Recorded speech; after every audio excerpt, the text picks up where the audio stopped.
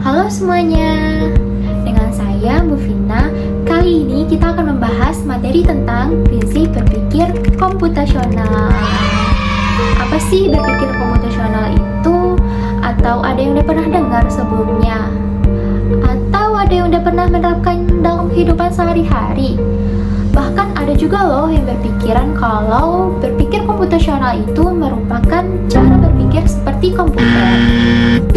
Nah, yang tepatnya yaitu berpikir komputasional atau computational thinking merupakan cara dalam menyelesaikan masalah, yaitu dengan cara menguraikan setiap masalah menjadi bagian-bagian kecil atau menjadi beberapa tahapan supaya mendapatkan solusi yang efektif dan efisien. Nah, sudah tahu kan apa itu berpikir komputasional? Selanjutnya, kita akan membahas manfaat-manfaat apa saja sih yang ada di dalam ketika kita menerapkan berpikir komputasional. Yang pertama, yaitu dapat meningkatkan efektivitas dalam problem solving, yang artinya kalian dapat dengan mudah dalam memecahkan suatu masalah. Yang kedua, dapat meningkatkan kreativitas. Yang ketiga, membantu pola pikir kalian menjadi logis dan terstruktur. Dan yang keempat, dapat meningkatkan profesionalisme dan efisiensi. Nah, bagaimana? Sudah tahu kan apa yang dimaksud berpikir komputasional dan apa saja manfaat-manfaatnya? Selanjutnya, kita akan membahas beberapa prinsip yang ada di berpikir komputasional. Nah, kita masuk ke materi yuk. Akan masuk ke materi prinsip berpikir komputasional. Nah, metode di dalam berpikir komputasional terbagi menjadi 4 fondasi, yaitu dekomposisi yang artinya penguraian, pattern recognition atau pengenangan pola, abstraction atau abstraksi, dan algoritma desain. Selanjutnya, pengertian dari dekomposisi atau penguraian adalah cara dalam memecahkan masalah yang kompleks menjadi lebih kecil agar kita mudah memahami dan menganalisis masalah yang terjadi supaya menjadi lebih efektif dan efisien. Tanpa dekomposisi, teknik computational thinking yang lain akan sulit dilakukan karena masalah yang diselesaikan akan sulit dipahami dan dianalisis. Jadi, dekomposisi dalam pemecahan masalah kompleks menjadi kurang efektif dan efisien. Nah, di samping terdapat contoh dari dekomposisi, yaitu dekomposisi menu sarapan pagi, yang dimana tersedia sebuah roti bakar, selai, dan sebuah kopi susu. Jadi, jika dibagi menjadi beberapa bagian, maka kita akan melihat detail-detail dari beberapa bagian pembuatan menu sarapan pagi. Yang pertama ada membuat roti bakar selai. Nah, di mana kita menyediakan satu roti tawar dan dipotong lalu ditambahkan mentega, dioleskan mentega.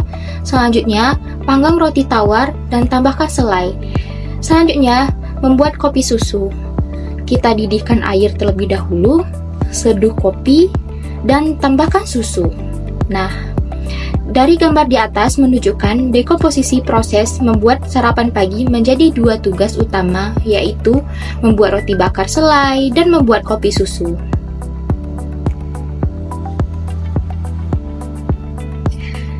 Baiklah, selanjutnya ada langkah-langkah proses dekomposisi. Yang pertama ada analis. Analis adalah suatu kegiatan menganalisis suatu masalah kompleks dan rumit agar bisa dipecah menjadi beberapa masalah yang lebih kecil dan lebih sederhana. Proses analisis ini tidak hanya dilakukan sekali saja, namun harus dilakukan beberapa kali hingga mendapatkan sub-masalah yang tidak bisa dipecahkan lagi. Yang kedua, parallelization merupakan suatu proses untuk pengelompokan sub-masalah yang memiliki cara penyelesaian yang sama, sehingga dapat mempersingkat waktu dalam hal mencari penyelesaian masalahnya. Yang ketiga, sintesis merupakan suatu proses untuk menggabungkan kembali masalah yang telah dipecah-pecah menjadi masalah yang utuh. Dengan ini, kita dapat menyelesaikan masalah awal dengan langkah-langkah yang telah kita temukan ketika masalah tersebut masih menjadi sub-masalah. Baiklah, selanjutnya ada pattern recognition atau pengenalan pola.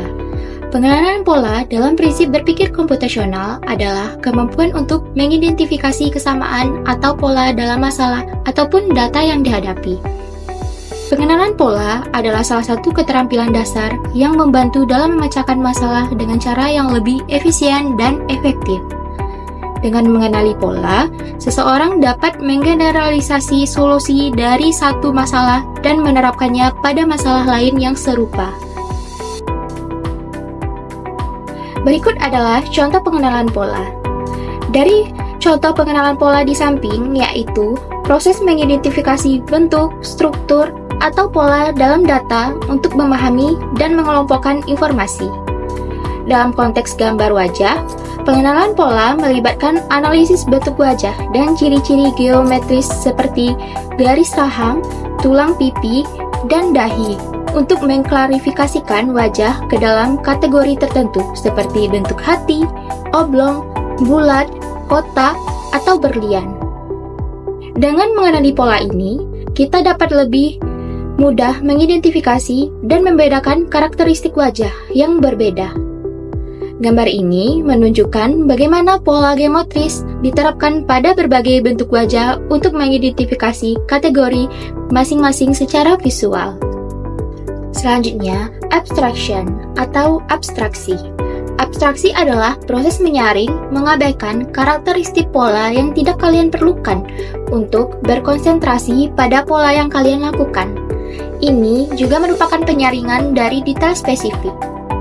Dari sini, kalian membuat representasi atau gagasan dari apa yang kalian coba pecahkan.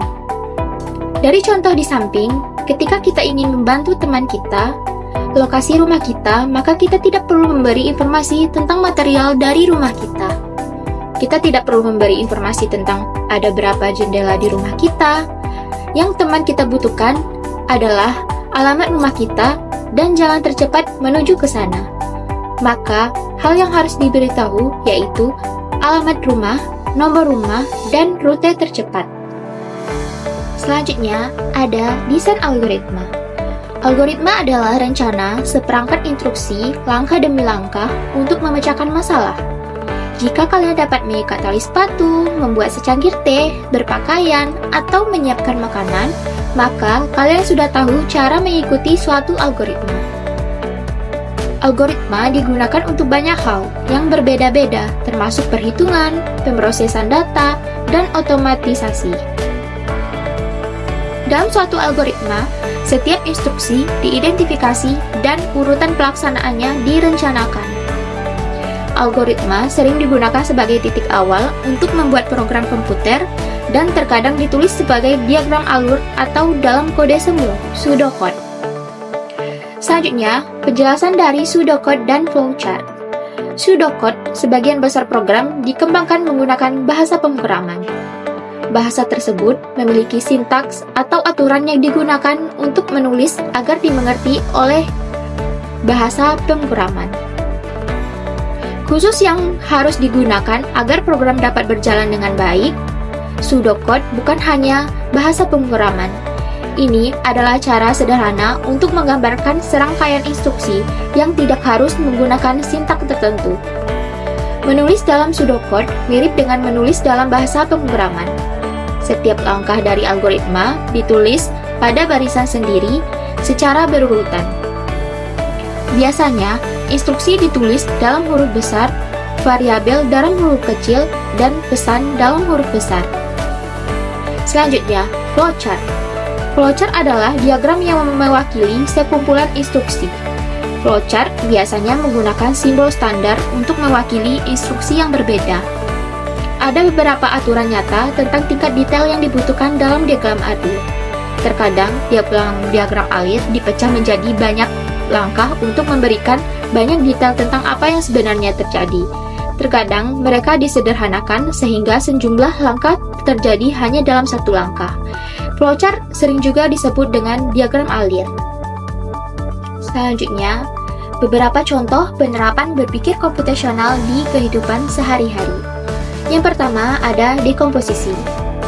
Salah satu contohnya yaitu memasak makanan dengan mempersiapkan bahan, memilih resep, serta mempersiapkan bahan-bahan yang sesuai dengan resep. Lalu, proses memasak, potong dan olah bahan sesuai dengan kebutuhan, misalnya memotong sayuran, menggoreng, ataupun merebus. Penyajiannya, tata makanan di piring, tambahkan hiasan jika diperlukan, lalu sajikan makanan.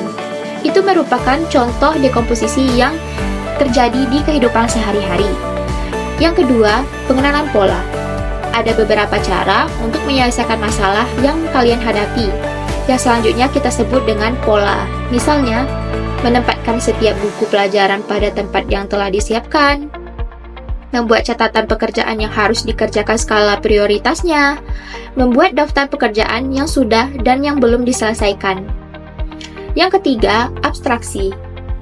Membuat catatan pekerjaan dengan skala prioritas adalah proses penentuan urutan tugas berdasarkan urgensi dan pentingnya. Abstraksi dari pola ini adalah identifikasi prioritas untuk meningkatkan efisiensi dalam penyelesaian tugas. Prinsip ini dapat diterapkan pada manajemen waktu, alokasi sumber daya, atau pengambilan keputusan dalam berbagai situasi. Yang terakhir, desain algoritma. Masalah pekerjaan rumah dan jadwal pelajaran dapat diselesaikan dalam langkah-langkah berikut. A. Membuat daftar pekerjaan. B. Memeriksa pekerjaan. C. Memeriksa buku pelajaran yang akan dibawa ke sekolah. Dari desain algoritma ini terlihat bahwa setiap kegiatan dilakukan secara urut, yang dimana sesuai dengan pengertian dari desain algoritma. Sekian dari contoh penerapan berpikir komputasional di kehidupan sehari-hari. Sebenarnya di dalam kehidupan sehari-hari banyak sekali contoh yang menerapkan berpikir komputasional. Nah, setelah kalian mempelajari prinsip berpikir komputasional, kalian jadi tahu kan apa-apa saja prinsip di dalam berpikir komputasional. Yang pertama ada yang namanya dekomposisi, yang kedua pengenalan pola, ketiga abstraksi, dan yang keempat algoritma.